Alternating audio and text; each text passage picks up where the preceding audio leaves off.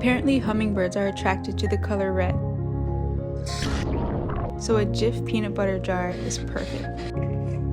All I did was screw a bunch of holes at the top, just big enough to fit a bird's beak, and then later I added white sugar water made with white sugar cane and boiled water to help it disintegrate.